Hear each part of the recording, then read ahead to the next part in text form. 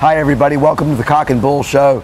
I'm Neil White, this is my colleague Josh Kendall, and we are in beautiful Florida, where it rains for 5 minutes, then it's sunny for 10 minutes, then it rains for 5 minutes, but we're here for the Capital One Bowl. That's right. And it'll be sunny, they say, on Wednesday. Yes, New Year's Day, going to be perfect.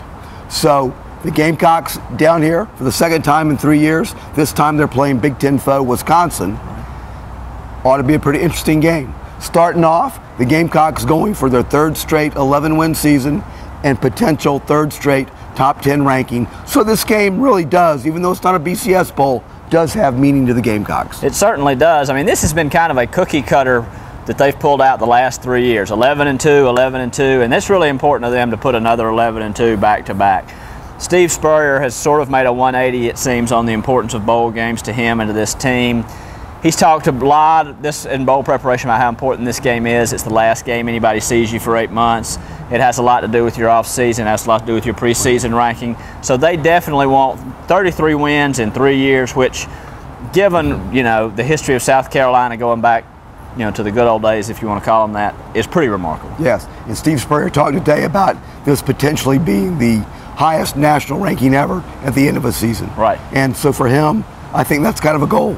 Oh, there's no question. He loves adding firsts. Anytime he can move that bar up a little bit. 3 years ago, they took the bar from here to up here. I mean, they made a big jump. Now, you're up near the top of the totem pole. You're not going to make those big jumps anymore. You just got to keep nudging it up, nudging it up, nudging it up.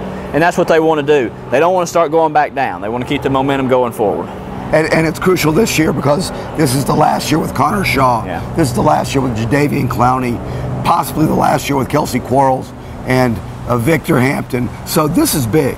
Absolutely. Bruce Ellington is now a guy who's talking a lot like he's really going to get home and think hard about the NFL. So the guys that you've built this run on, the Connor Shaws, the Jadeveon Clowney, who is sort of, in my mind, the extension, the carryover of the Stephon Gilmore, Alshon Jeffrey, Marcus Lattimore recruiting, wave.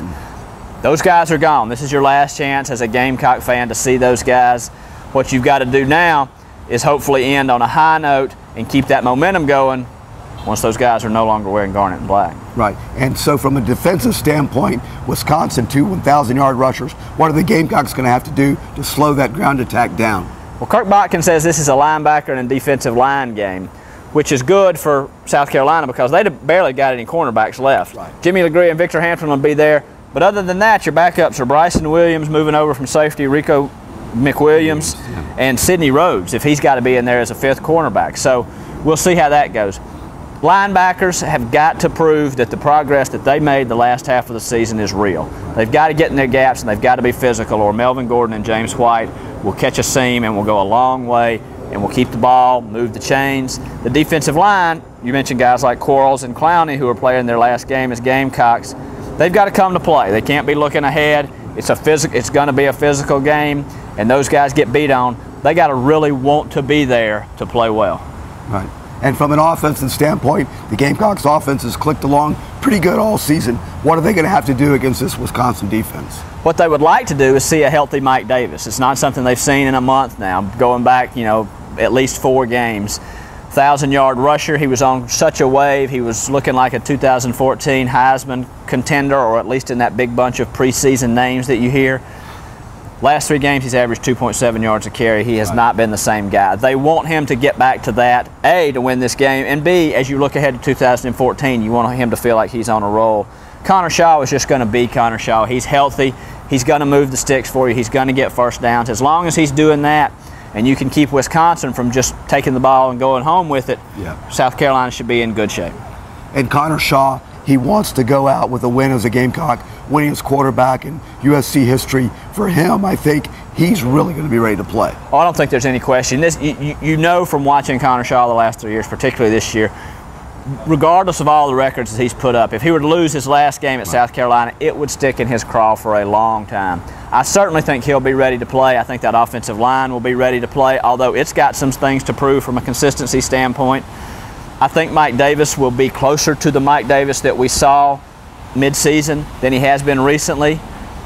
South Carolina's got to hope he is. The receivers, I don't know what you're going to get from that group. Bruce Ellington, if this is his last game at South Carolina, You would think he wants to go out with a bang, so we'll see. Demir Bird is out, so the deep threat may not be a possibility.